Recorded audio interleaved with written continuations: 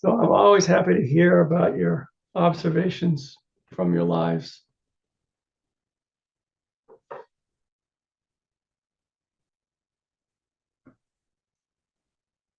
Sense of what's going on in your practice, the problems you're creating, or the solutions it's offering. Anna, go ahead. Sure, I could check in. I've liked doing the just body awareness meditation this week. It was new to just do that and not have um a more steady anchor. It felt kind of fun because it was like, oh, we're bopping around. Like, I stay with whatever it was. And sure enough, like even a headache or something unpleasant, it doesn't stay around long. Mm. So it's a little like it's not settling to do that kind of meditation. You feel like you're constantly transitioning. Like, Yes. okay, all right, now what? Oh, now there's this. Okay, now there's this sensation. Okay. So you'd never really like get that. Well, I guess in previous classes I've shared that I get into like a really blissed out vibe when I meditate. And this meditation is kind of like the antithesis of that. You just always Oh, vibe. good. Oh, Yeah. good. Oh, good. You're saying. So, but Yes. there's, I still need that to start my day. It's like my coffee. I have to Yeah, no, it's very pleasant. It's get very in. pleasant and soothing to your nervous system. And it's really a wonderful thing to do. But what you're doing now is more like real Vipassana, okay, which is about, we're beginning to launch into the nature of reality as change. And as you said, things don't stick around very long. There's this momentariness of experience, and the knowing of experience is just like going like this. And it's not easeful in the same way. But you said something which I want to point out, which I want to play with a little bit. You said, I'm always transitioning. So the I makes it tough, right? Yeah. The sense That's that not that's not a good way of putting it, I guess. But I there's know, a I know I'm talking about, you just did it verbally. It's not, I know. it's not a mistake, but it puts us Yeah. light on the way that the feeling that all this change is happening to someone, me, Yeah. No, is that's a not. part of what makes Yeah, it, it's a part of what makes it stressful. maybe. I wouldn't. Yeah, it was just a turn of phrase. I'm gonna have to backpedal. I don't know. I don't think I'm that. I don't think now I can't talk without. There's no speech No, without. not grammatically, it's too hard to eliminate it. And I don't necessarily Can't want you get to, out of it. it all It starts to is weird. experiencing one thing and then another at an almost constant rate. Let's just say Yeah, there is constant transition. there is. It's some semantics, really, but I can't even talk without getting there. But forget it. I can't even talk. All right. But I Well, do want to share one other thing related to your talk, which is not sure, related to my experience. sure. But has anyone had the opportunity to view this amazing concert? Now, there's a video of it, which just screened last night in Greenfield, A Passion for the Planet. Does anyone know it? Oh, I don't know it. Oh, it's local. It's a friend of mine from Mothers Out Front and her husband Jeff who composed it. And there's some Thich Nhat Hanh in it, but more science. And it's an hour-long piece, which starts with a lot of joy and appreciation that we're in the Goldilocks zone, and like in the film we're seeing rocks and our bodies are made of the rocks, and it's the water of the planet that's flowing through our bodies, exactly what you're saying. And Mhm. then it goes into, well, and we've managed in this instant of geological time to ruin this gift. shit on the gift, really. It's like, I mean, it's almost those lyrics. And he talks about the three gyres that we've like not to take up too much time, but like this part of it that was new for me being a climate activist, to learn about the three gyres, which means like a conglomeration of the stuff that we have put on the planet. One is like the plastic island somewhere in the North Pacific. One is the chemical residue in our bodies that causes cancer that that people are even being born with now, which I can attest to for my own kids. And then the third is the gases surrounding the climate, which is, they're all just like output. Mhm. But there's a fourth one at the end of the piece, which brings us to positivity. There's also coming together and bringing our attention to this matter, which will hopefully save us. So that's just sharing that. Where is this accessible? Is it? You just have to look for the next performance of it. I don't know where it's going to be next, but just watch out for A Passion for the Planet. Okay, so it's shown in a theater around. It's not the, I mean, the video is one thing, but you have to hear the performance. Yeah. Okay. Thank you. Thank you. It sounds great. Jenna. Hi. I wanted to comment on your talk last week. And one of the things that really stood out to me on that, which was just thinking about the phrase "this is" versus "I am." And I have a little bit of a question, I guess, based around this. I played this week with trying to use the phrase "this is" to describe my experiences a little bit more. But I found it difficult when it came to my personal experiences with others, especially with my kids. Mm-hmm. And I find it really valuable sometimes to very clearly express to my kids, I am frustrated right now because of X, Y, or Z, and like trying to take an NVC approach to parenting. So I wondered if you could comment on that, because I would have those phrases come up for me where I'm wanted to say like, I am feeling angry right now, but then I wanted to disconnect from that and just notice this is anger, for instance. So I was just hoping maybe comment on that. Yeah, well, this is a little bit in the way that meditation practice and life are not exactly the same. If you try to tell your children anger is arising right now, they're going to laugh. It's not humanly the way we speak. So it is something one has to do more internally. And I remember, I remember a conversation with Joseph Goldstein once in which I was talking to him about some hurt that I experienced from the teachers at Insight Meditation Society. And it took a lot for me to go there and to talk to him about it. And he responded, I noticed he never used the word you or I in the entire thing. He gave me this little Dharma talk, and I found it quite odd. It's like, no, Joseph, you can use you and I to talk about this. It's okay. Let's not depersonalize this. And it was fine. I knew what he was doing, and I went away feeling really good in my heart for having spoken up about something. And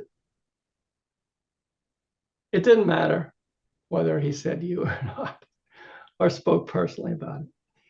But so again, there's a sort of kind of flexibility here in the human world where, yes, in the world of relationships, you and I matter, people matter, persons matter, so forth. But in the Dharma, we approach something more like the ultimate nature of things. And that language can be humanly kind of odd. So what I could ask is, what did you notice by switching from I am angry to this is anger, for example. What happened? I felt like I wasn't honoring my true feelings, like in that dynamic or whatever was happening in the If you moment. spoke that way to your children, Right. what if you spoke that way to yourself? Do you feel like you're not honoring something if you say this is anger rather than I'm angry? No, actually, that works. If I'm speaking to myself, using the Yeah. phrase "this is" actually really resonated with me. I loved doing that, and I think I had a different disconnecting, like the I don't know what I want to say, just identifying, like noticing the feeling or emotion that was arising. I found to be incredibly helpful, Mhm. and if I would, I feel like if I use the phrase "I am angry" versus like "anger is arising" or "this is anger," by saying "I am," there's almost, you almost latch yourself onto that. Like I would latch Yes, myself to that feeling. And by saying "this is," there was a little bit more space there. exactly. That's my experience too, and that's, I believe, why this is so important, is that the I is sticky. It Hmm. sticks. It creates this ownership of the anger, and then you're defending it, and then you're holding on to it, and then you're justifying it, and then you're making an identity. I'm an angry person. I'm Right. entitled. I'm, and there's a lot of suffering in that. So the this is kind of language. Again, you said it. There's a certain kind of space around it where you just see it for what it is. And the aspect of it that's really important to see that often you don't see with the I word is the suffering of it. That when anger arises, it doesn't feel good. There's an inherent kind of unpleasantness to it, and it's agitating. And I find that that isn't noticed so easily when the I gets involved. Um, what becomes more important when the I gets involved is the I. you know, Right. Thank you for bringing this up. It's really a powerful thing, and I think I suggested the one that I use the most. I don't tend to use them with emotions, but just cuts right through things. Just say this is suffering. You know, this is suffering. Not even this is anger. Sometimes I just say this is suffering. Hmm. Just acknowledge this is suffering. Um, Something doesn't work on my computer, and I feel this kind of frustrated rage come up, and it's like this is suffering, and it just kind of cuts through it, and I see that okay, for me to resist this with a whole lot of anger and it's just suffering. It's just suffering, and um, but if I'm frustrated, it feels like it's got to keep going. I got to keep kicking the wheel somehow. All right, Tanis. I hope this is not crosstalk. I kind of know we're not supposed to do that, but I will shift it to, which I really mean, to a thank you to you, Mark, for that term of this is suffering.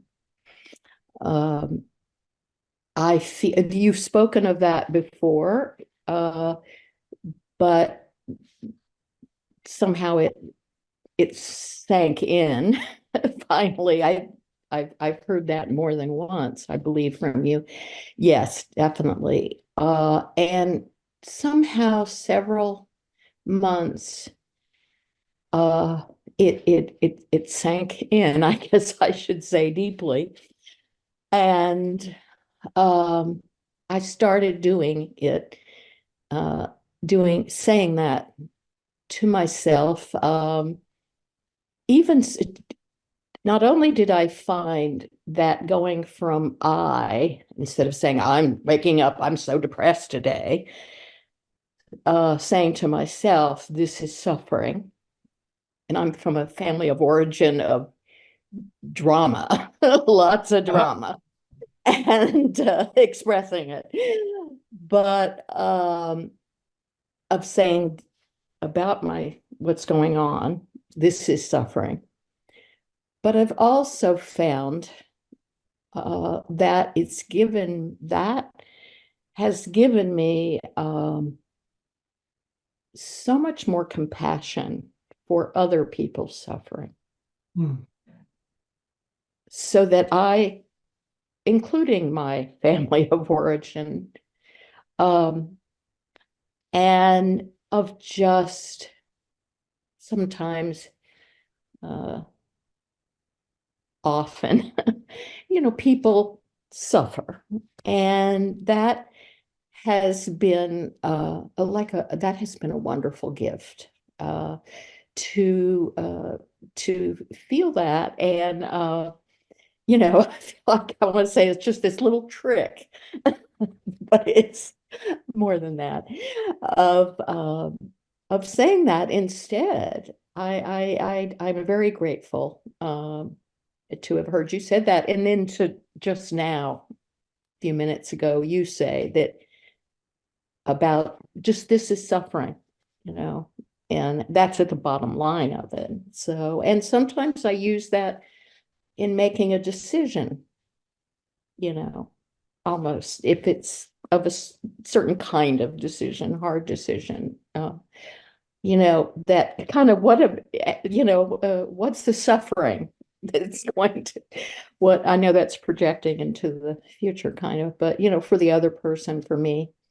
But anyway, thank you for saying that more than once, talking about that more than once. I appreciate that.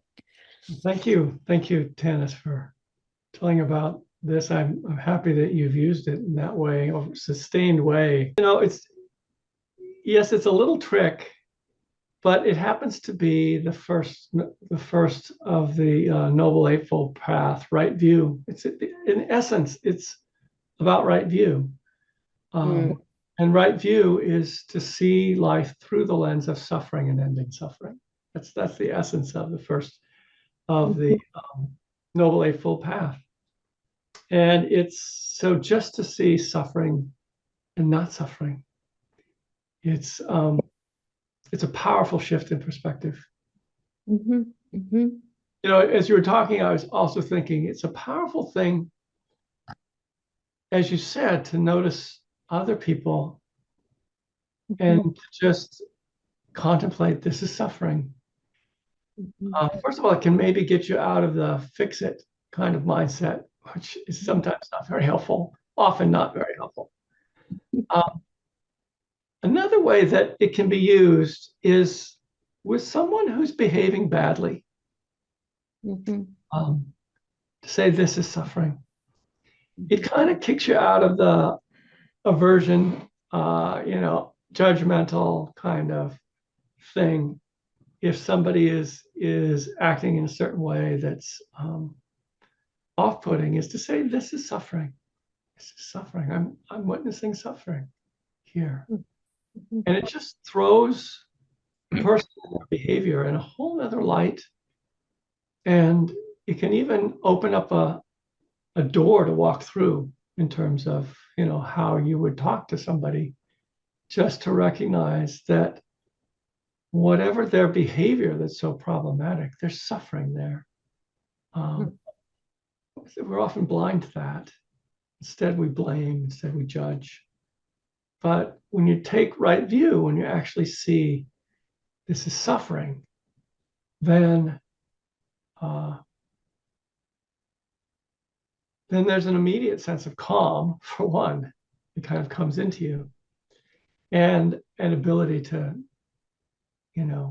really just see things as they are and respond appropriately. It's a powerful thing. So thanks for filling that out more. Yeah, I think before it was like an intellectual thing, knowing, that there's increasingly aware of the suffering in the world. I mean, some of that, and but not the, when you use it frequently in the of, moment, Yes, you see, it's not just intellectual when you Yeah. use it in the moment. Mickey.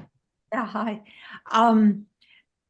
Yeah, I'm listening to this and thinking about how I've been using it also. It's so helpful. And what I'm thinking is it leads to compassion, really. Because when you can shift to this is suffering, it's so to me, the word compassion was the one that was coming up and listening to what we've been talking about. It's the natural response to seeing suffering is compassion. Right. You really see it for what it is Mhm.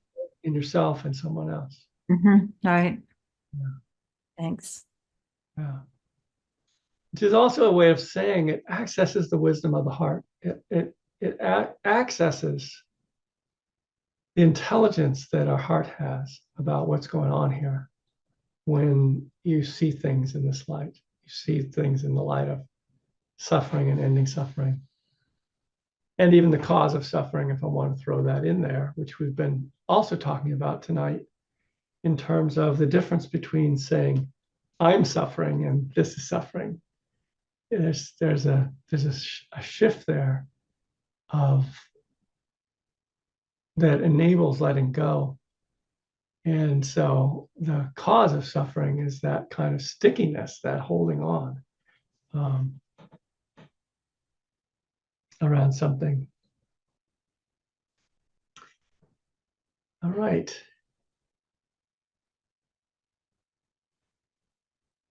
I found the link to that Passion for the Planet. Looks like the whole thing's on YouTube. I'm just going to put it in the chat. Okay, thank you. And it's a local production. Great. Okay, Nicole. Thanks. It has been so wonderful hearing everybody's questions and experiences.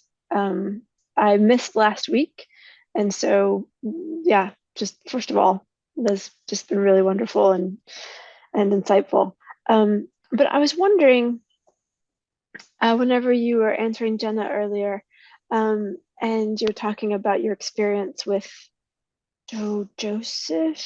Sorry, what was his name? Joseph Goldstein. Yeah, Joseph Goldstein. And I was just thinking about how we do sometimes, right? Our compassion isn't neutral, right? I mean, it is for a person, and we want it to be for a person. We want, in a sense, to have someone's love for us as a person, in addition to being the sort of universal love of all things. Mhm. And that's all. I guess I was just noticing that, and it makes sense that there's this that you would want that in certain moments, that acknowledgement of the personal also. I'm not sure how to make sense of it with these other things. Yeah. You know, I haven't figured out the intellectual map to it. I just know, I have a feel for when you really have to do it personally, and when, you know, I think that what Joseph was trying to get me to do is to look at it impersonally, in the sense that there would be less suffering. But I knew what I needed to do, and it was to show up very personally, and I was very happy afterwards. I felt unburdened in a certain way, and I knew that it was right. And so sometimes the proof is in the result. Um, yeah.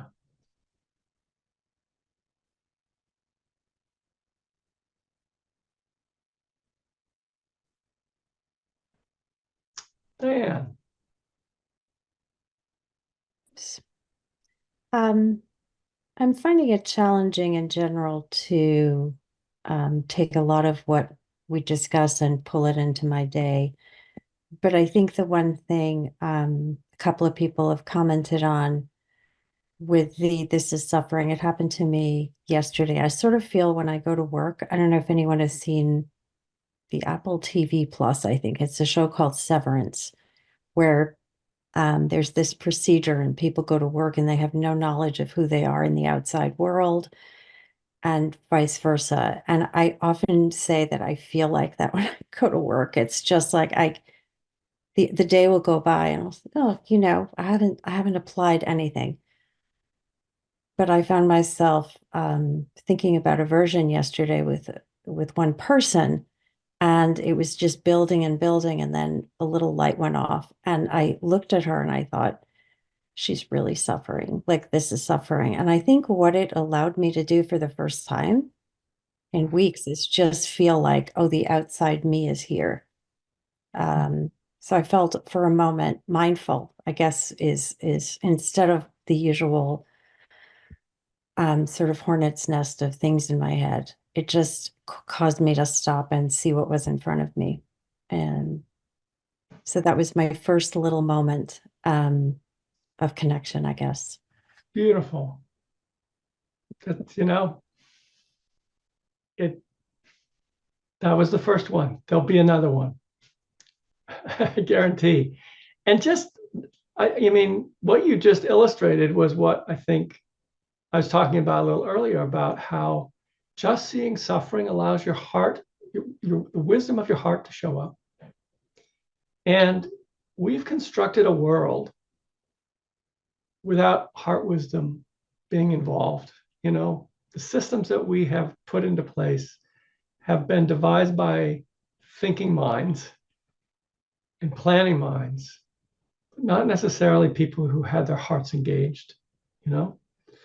And so oftentimes this is, in the world of work, it's sometimes the worst, because we are negotiating all of this sort of stuff from a head level. It's very hard for our hearts to show up. And it's why you may find it hard when you go to work. You go into kind of a trance, and the trance takes over, the work trance, and your heart barely shows up. It's still worth the effort to bring it in. Still worth any moment you can to break the trance. Even if it's only once a week, it's like, break the trance. The problem solving part of my mind is saying, sometimes it takes putting a label up on your computer, something like that. And believe me, you might be so busy that you'll never even look at a label on your computer. It's completely possible. But something that says this is suffering, just in a little sticky on your computer, you could glance at that and just have a moment, And I know what life can be like, and sometimes a moment is all you get, just a moment. But those moments of kind of like breaking the trance, they do add up. They do add up. All right. Thanks, Diane. All right. We don't really have time for another, I don't think. So I think I'll close it here. And so be well, everybody. Practice seeing deeply in whatever way. I put a lot of stuff out here. You're obviously probably not going to do it all, but I make these suggestions, and sometimes they'll take root. And when they take root, it's really beautiful sort of changes that you may see happening. Okay, so we'll talk next week. And then, just in case there's somebody who isn't here next week, I will be gone the following week. There's 1 week when we're not meeting, and the date of which is, I think it's the 30th of April. I think it's the last day of the month. We won't be here because I'll be traveling. Okay, be well.